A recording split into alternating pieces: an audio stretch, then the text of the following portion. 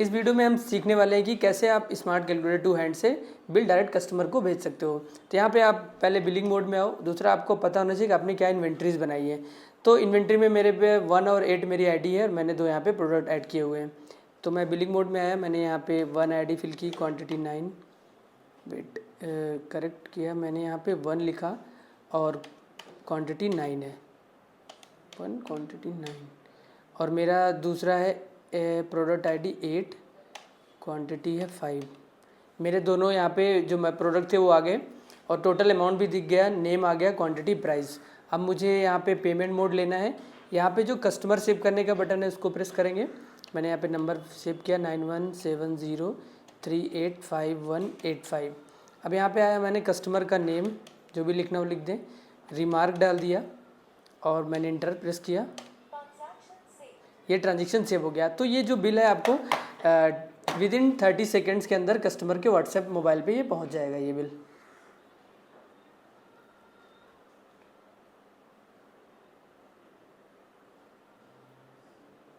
आप देख सकते हो यहाँ पे जो मैंने बिल बनाया था अभी 340, अभी ये 1 ही मिनट, मतलब 1 मिनट के अंदर अंदर ये हमारा बिल आ गया है यहाँ पे।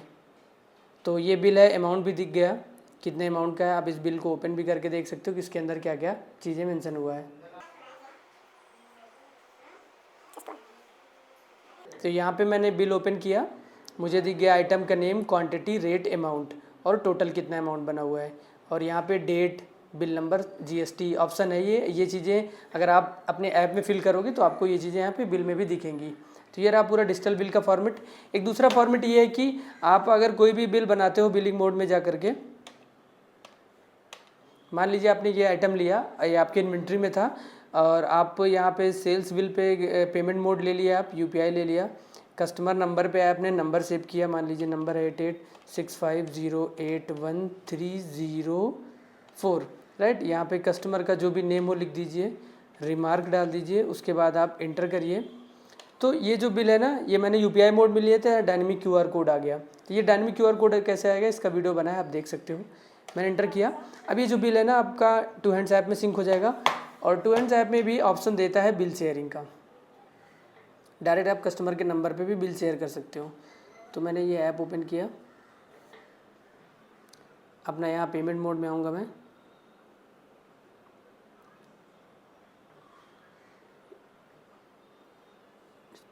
ये मेरा एक बिल बनाया मैंने। तो यहाँ पे आपको 2 ऑप्शन देते हैं बिल को। तो अभी जो 2 आइटम के मैंने बिल बनाए थे वो भी यहाँ पे दिख रहा है।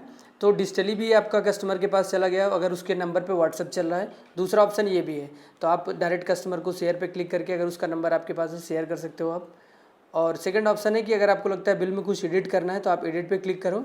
यहाँ पे पेमेंट मोड चेंज करना है या पेमेंट जो भी चेंज करना है आप उसको चेंज करके सेव करके आप कस्टमर को बिल भेज सकते हो। तो ये 2 तरीके हैं। एक बिल ऐप में सिंक हो गया तो आप वो भी बना सकते हो। एक तरीका और भी है, मान लीजिए आप किसी पार्टिकुलर अमाउंट को बिल बना के भेजना है आपको, तो आप उस अमाउंट को लिखिए। अमाउंट पे आपको क्या करना है, पेमेंट मोड लेना है। आपको अपनी इन्वेंट्री नहीं यूज़ करना है, सिर्फ इस अमाउंट का, कि मान लीजिए किसी स्पेसिफिक व्यक्ति ने आपको इतना पैसा दिया है, अब आपको उसको भेजना है बिल के रूप में। तो अमाउंट ले लिया, पेमेंट मोड ले लिया मैंने, फिर ये यहाँ पे सेलेक्ट किया। मान लीजिए नंबर है 8865081304।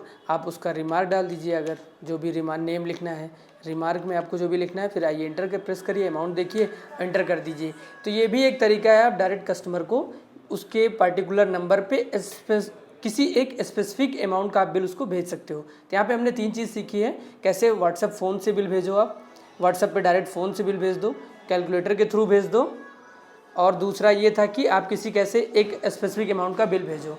अगर आपको इसमें कोई इशू है तो आप डायरेक्ट बिल अपने हमारा जो कस्टमर सपोर्ट का नंबर उस पर कॉल कर सकते हो, और डिस्क्रिप्शन में भी आपको नंबर दिया गया, वहाँ पे भी नंबर लेके आप कस्टमर सपोर्ट पे बात कर सकते हो, आपको कि कैसे बिल भेजना है, आप ये सीख सकते हो।